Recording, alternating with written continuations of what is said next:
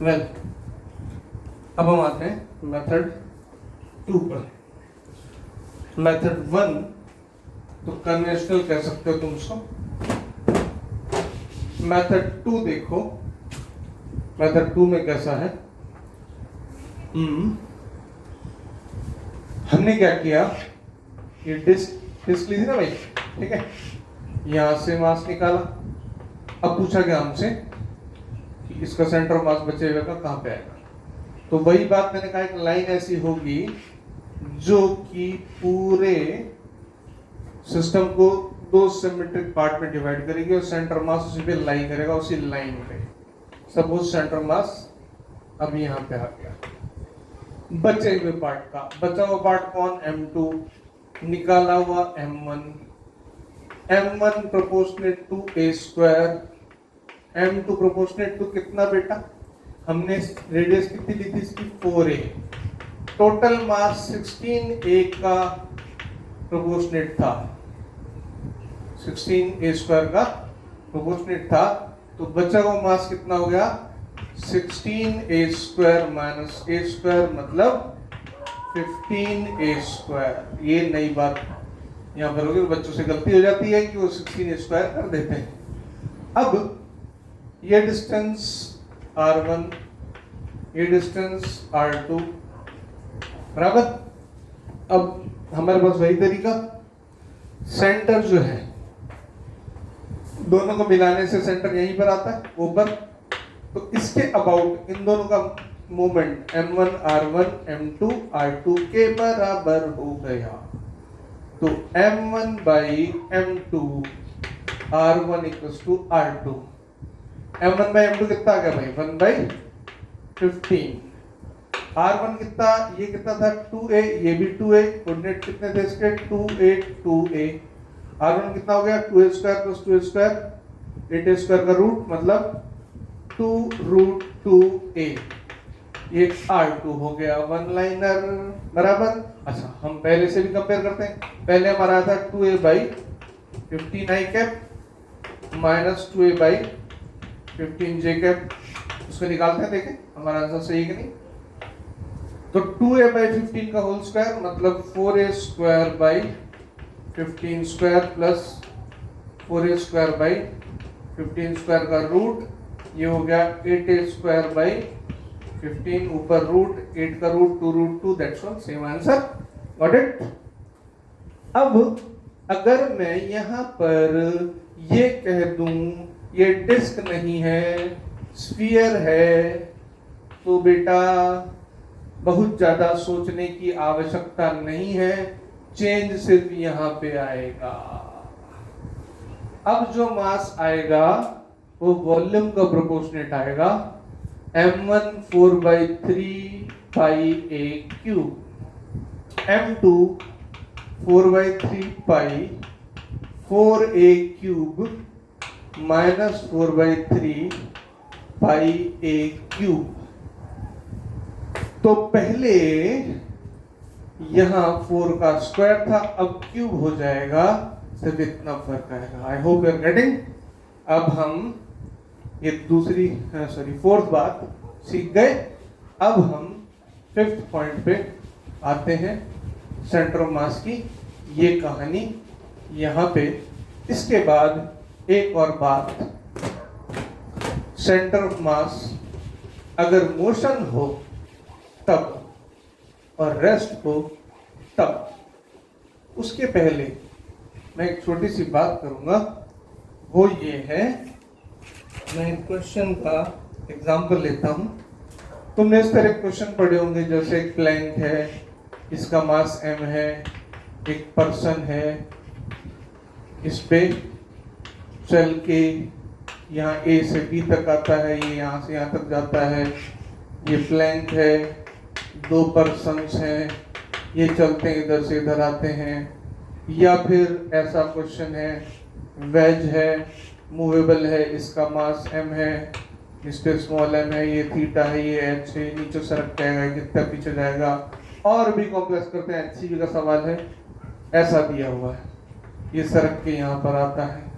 अब इसमें हालांकि क्वेश्चन की कॉम्प्लिकेशन तो कई जगह बढ़ती है कि पोजीशन कितना होगा, वेलोसिटीज कितनी होंगी, वो सब बातें आएंगी। उसके पहले मैं एक छोटी सी बात करूंगा, वो है मोमेंटम कंजर्वेशन।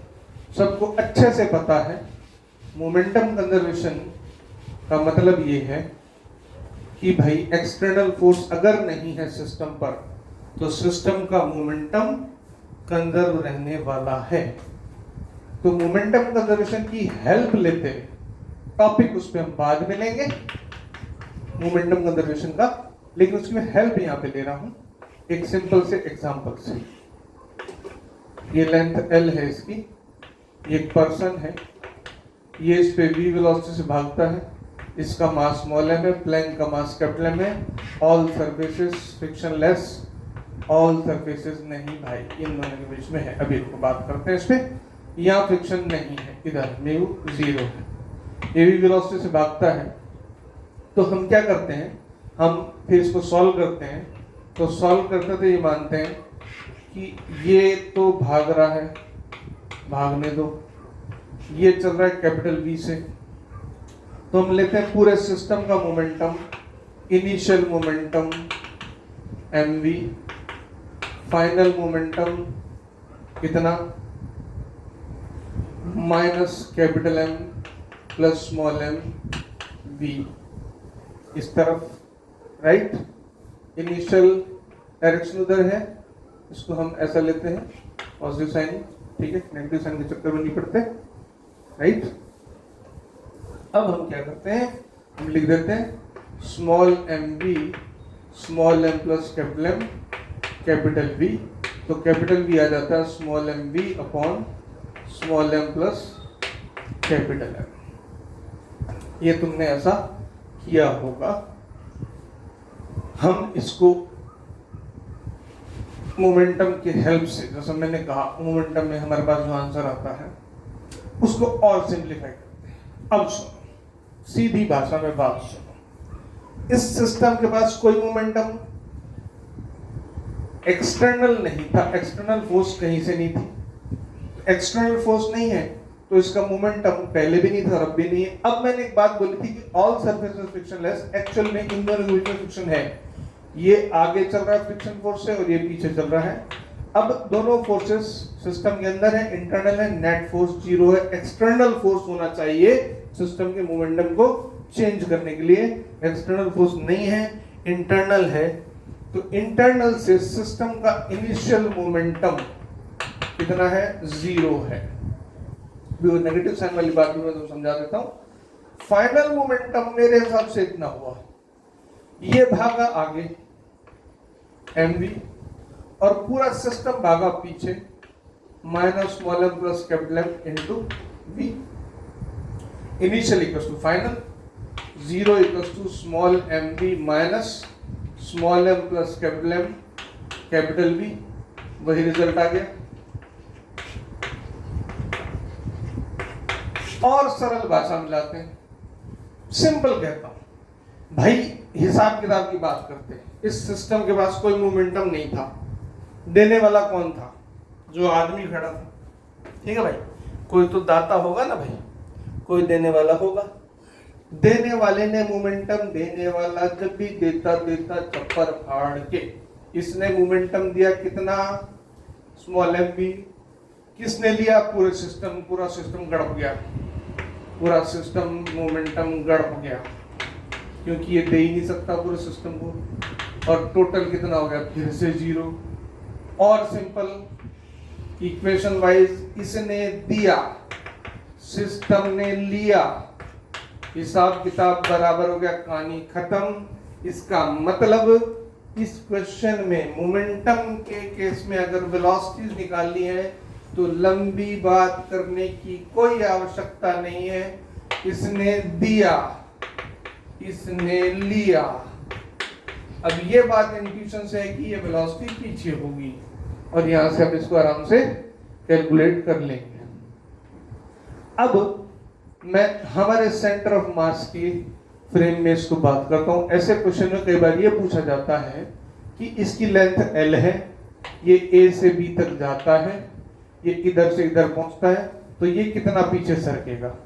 अब एक काम करते हैं, मान लें इसकी पोजीशन ये हो गई, नई पोजीशन, यानी पिछली पोजीशन से कितना चल गया, ये x चल गया, ये कितना चल गया, l चल गया। तो भाई mv जो है तुम उसको l/t भी लिख सकते हो, v को l/t लिख सकते हो और कैपिटल V को x/t लिख सकते हो। t से t कैंसिल, टाइम तो सेम दोनों के लिए। अब ml कौन है, मूवमेंट किसने दिया, इसने दिया। कितना ml किसने लिया, पूरे सिस्टम ने लिया। Small m plus capital M x, one liner solution. अब तुम कह सकते हो कि भाई अगर मान लो मामला 2 का हो, कोई समस्या नहीं है, 2 में ऐसा कर लेंगे भाई हम, जुगाड़ हिसाब किताब। ये एक है m1, ये दूसरा है m1, इनकी टांगें थोड़ी थोड़ी बड़ी हैं, है ना, उससे कोई दिक्कत नहीं है। ये इधर चलता है, ये इधर चलता है और कहीं बीच में आकर रुक जाते हैं। ये टोटल लेंथ है l, ये चला मान लो l/4, ये 3l/4। तो भैया बात ऐसी है, इसने दिया प्लस m1 l/4, मतलब इसके इधर जाने को मैं पॉजिटिव बोलूंगा, इधर आने को नेगेटिव बोलूंगा।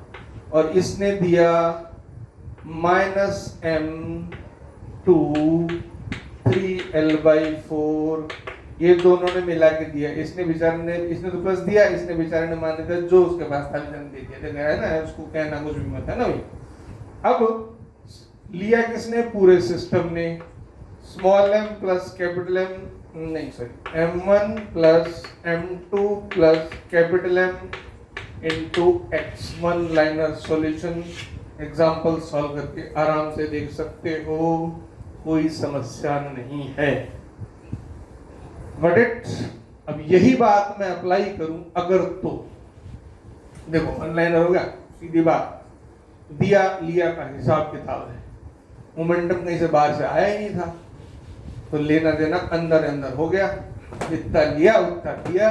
घर के लोग घर में रहे, घर के में 100 रुपया था, किसी के पास 50 हो गया, किसी के पास 20 हो गया, 70, किसी के पास 30 हो गया, कभी किसी ने उसको दे दिया, उसने उसको दे दिया, रहा 100 का 100, बराबर लिया दिया, घर के घर में रहा, कोई चीज बाहर नहीं की।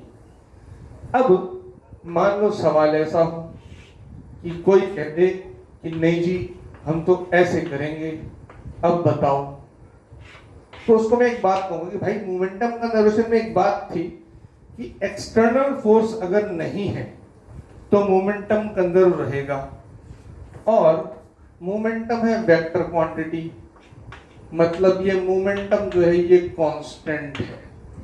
तो इसके 3 कंपोनेंट्स भी है, px i cap, py j cap, pz k cap.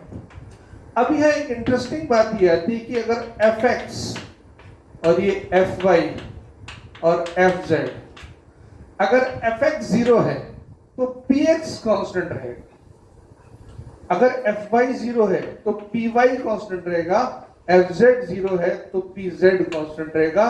यानी जिस डायरेक्शन में फोर्स नहीं है, मैं फिर से एक बात बोल रहा हूं, जो कंपोनेंट्स होते हैं रेक्टेंगुलर कंपोनेंट्स, वो एक दूसरे से टोटली इंडिपेंडेंट होते हैं। ये बात मैं प्रूव करूंगा किसी और पॉइंट पे जब आएगा। x के अलोंग अगर फोर्स नहीं है तो px कांस्टेंट रहेगा, y के अलोंग नहीं है तो py रहेगा, z के अलोंग नहीं है तो pz रहेगा, और जिसके अलोंग फोर्स है उसके मोमेंटम के कंजर्वेशन की गारंटी हमने नहीं ले रखी भाई। अब इस पर्टिकुलर केस में ये सपोज अल्फा ये h है ना, इस पर्टिकुलर केस में ग्रेविटी फोर्स तो है, ये आएगा तो ग्रेविटी फोर्स से नीचे, तो हमसे तो पूछा गया x, और x में कोई फोर्स नहीं है, तो हमें बात किसकी करनी है, x की। y से हमको लेना देना नहीं है। अब हम इसके x डिस्प्लेसमेंट की बात करेंगे, इसके x डिस्प्लेसमेंट की बात करेंगे, किसकी, स्मॉल m की। तो इसने जो लिया दिया का हिसाब किताब है वो m इंटू l, l तो आराम से निकाल सकते हो h और अल्फा से, बराबर ना, h by l equals to sine alpha. तो इसने जो दिया ml, पूरे सिस्टम को small m plus capital M into x, खत्म कहानी, उतना ही सिंपल है। अब इसको तुम समझ सकते हो कि अगर मैं ये ऐसा कर दूं तो भी क्या फर्क पड़ा भाई, गेटिंग? और ऐसे में तुमने कई क्वेश्चन ऐसे भी देखे होंगे कि जैसे ये एक सेमी सर्कुलर डिच बोले तो डिच है ना, यहाँ से छोड़ा, ये यहाँ पहुंचा, वेलोसिटी कितनी, तो उसमें एनर्जी कंजर्वेशन भी लग जाता है, momentum plus energy conservation, velocities निकाल लेते हैं। और यहाँ तक के बाद समाप्त होती है। Got it? बहुत सीधा सा हिसाब, लेने और देने। Got it?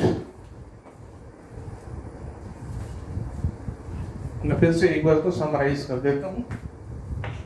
एक एग्जांपल ये और एक एग्जांपल मैं ऐसा ले लेता हूँ।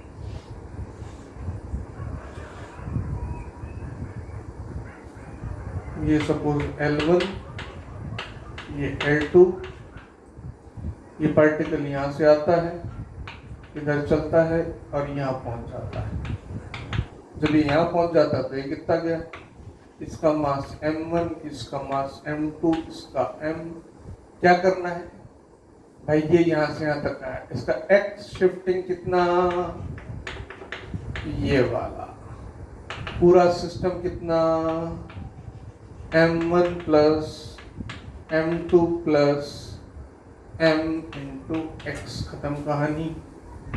ये यहाँ खड़ा है, ये यहाँ खड़ा है, ये चल के इधर गया x1, ये इधर आया x2, सिस्टम गया पीछे x, इसका m1, इसका m2, इसका m, इसने क्या दिया 1 ने प्लस m1 x1, 2 ने देने की कोशिश करी लेकिन बेचारे ने माइनस दे दिया, पूरे सिस्टम ने ले लिया, capital M plus m1 m2 into x, खत्म कहानी। Got it? This is about straightforward methods. Short trick देखो है ना, फिर से देखो, शॉर्ट ट्रिक नहीं है बेटा, स्मार्टर है। हम लॉजिक इंक्लूड कर रहे हैं और लॉजिक इंक्लूड करने के बाद फिर हम आगे उसको एनालाइज करते हैं और फिर उसको शॉर्ट करके सीधा हम मेथड लगाते हैं। Getting point? गुड।